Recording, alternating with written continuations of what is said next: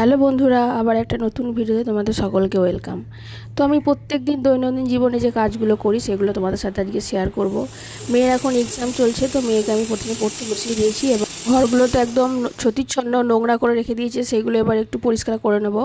আর রাত্রে খাবারটা একটু তৈরি করে নেব। তো রাতে অনেক কিছু রান্না করেছিলাম, তো আমি আটাটা মাখছি। দেখো, এই আটাটাতে একটু পরোটা বানাবো, আর একটু পায়েস বানাবো, আর ঘুগনি বানাবো।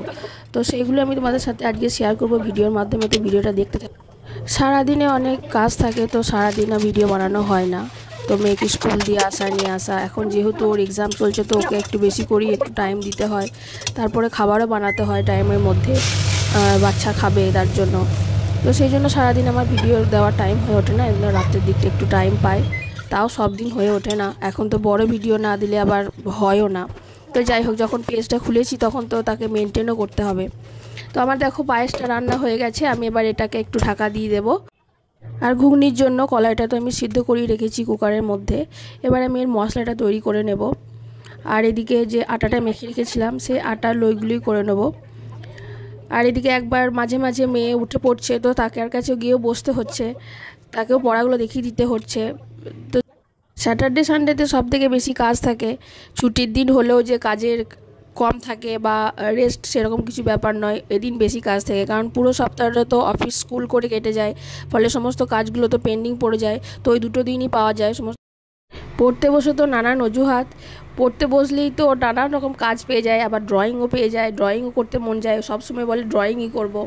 তো যাই হোক, কথা বলতে বলতে তোমাদের সাথে আমার মশলাটা রেডি হয়ে গেছে। এবার মশলাটা একটু ফ্রাই করে নেব, আর টমেটোটাও একটু গলিয়ে নেব। তারপর একটা ঢাকা দিয়ে দেব এর মধ্যে।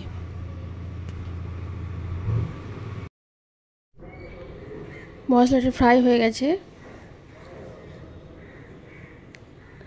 এবার এর মধ্যে একটু জল দিয়ে আবার একবার ঢাকাটা দিয়ে দেব। হয়ে গেছে রেডি। এবার এর মধ্যে যে আমি কলা এবং আলু সেদ্ধ করে রেখেছিলাম সেগুলো এর মধ্যে দেবো, আর কিছুক্ষণ নাড়াচাড়া করব। এদিকে কিছু জামা কাপড়ও জড়ো হয়ে আছে, সারা সপ্তাহের অফিসের জামা কাপড়, জামা প্যান্ট, তারপর আমার মেয়ের। তো সেগুলো আমি একটু কাচতে দিয়েছি মেশিনে। তো সেটাও মেশিনে কাচা হচ্ছে, ততক্ষণে আমি এদিকে খাবারটা তৈরি করে নিচ্ছি। এদিকে লইগুলো তৈরি হয়ে গেছে, এবার আমি এগুলোকে একটা একটা করে বেলে নেব। তো আমার ঘুগনি রেডি হয়ে গেছে। খাবার বানাতে যত না টাইম লাগে, খাবার তৈরির সরঞ্জাম জোগাড় করতেই বেশি টাইম লাগে।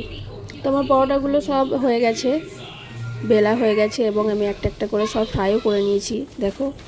তো এবার মেশিনের মধ্যে কিছু জামা কাপড় আমি কাচতে দিয়েছিলাম, সেগুলোকে আমি সব এবার বের করে সেগুলো আমি সব ব্যালকনিতে মেলে দিচ্ছি। খাবার রেডি হয়ে গেছে, তো মেয়েকে খেতে দিয়ে দিয়েছি, পড়া হয়ে গেছে। তো আজকে ভিডিওটা এই পর্যন্ত, কেমন লাগলো অবশ্যই জানিও।